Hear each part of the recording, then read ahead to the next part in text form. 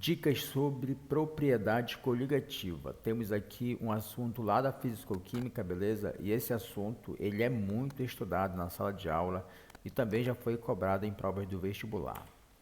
Bom, primeira coisa que você precisa saber sobre a propriedade coligativa é que para você estudar as propriedades, você precisa de uma solução, beleza? Está bem aqui escrito na parte superior, uma solução, tá? E essa solução ela pode ser de água e sal. Em um copo com água, adicionamos o sal, beleza? Então, o que que acontece aqui? Para você ter em mente, nunca mais esquecer, é que nós temos um soluto representado pelo sal, mais um solvente representado pela água, beleza? O resultado dessa mistura é uma solução aquosa de água e sal, ok? Então você precisa ter noção disso daqui. Mas o que são propriedades coligativas? As propriedades são mudanças que ocorrem no comportamento de um líquido ao se adicionar um soluto não volátil, beleza? Então, basicamente, o sal ele representa esse soluto não volátil. Ele realmente não evapora, a temperatura é muito baixa, como no caso 100 graus Celsius. Então, a temperatura para o sal entrar em ebulição é muito elevado, ok?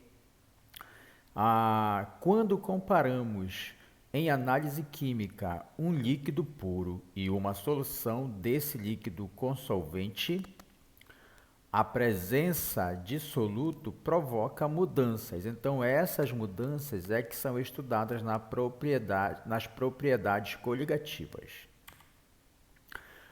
Os tipos de propriedades coligativas. Nós temos aqui a pressão de vapor, que você também pode chamar de tonoscopia.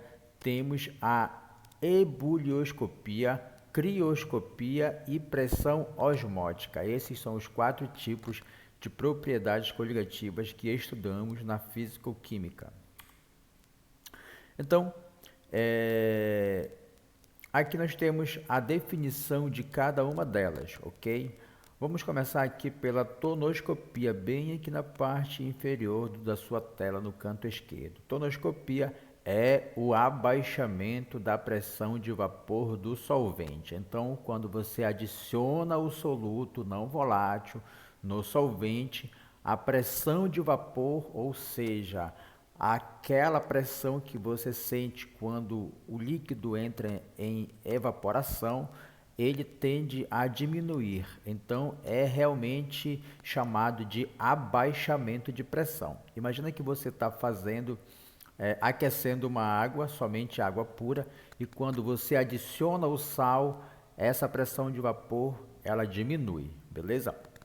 Isso aqui tem uma regra básica, ok? Tem uma formulazinha para calcular, mas não falaremos dessa fórmula nesse vídeo.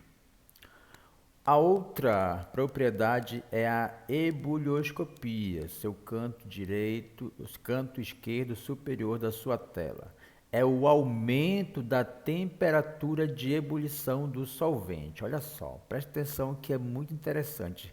Aqui nós temos o abaixamento da pressão, beleza, de vapor. Já na ebulioscopia, diferente da tonoscopia, nós temos o aumento da temperatura de ebulição do solvente, beleza?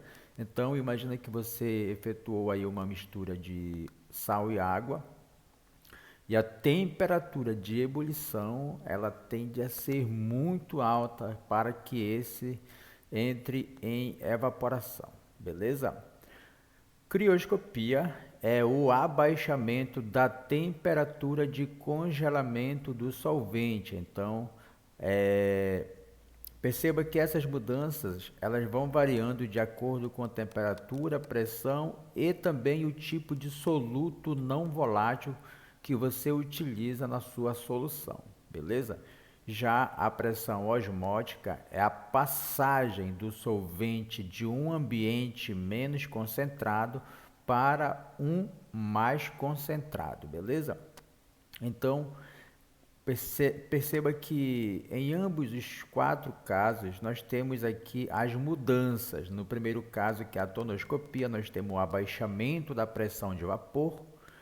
Na ebulioscopia, nós temos o aumento da temperatura de ebulição, beleza? Observe que sempre estamos olhando o solvente. Na crioscopia, é o abaixamento da temperatura de congelamento do solvente. E na pressão osmótica, é a passagem do solvente de um ambiente menos concentrado para outro mais concentrado. Beleza? Então, nessas propriedades nós temos aí algumas leis e a mais falada é a lei de Raoult, que falaremos em um outro vídeo bem mais específico sobre essas propriedades. Basicamente nesse vídeo é isso. Se você gostou, curte, comenta, compartilha e me segue para mais.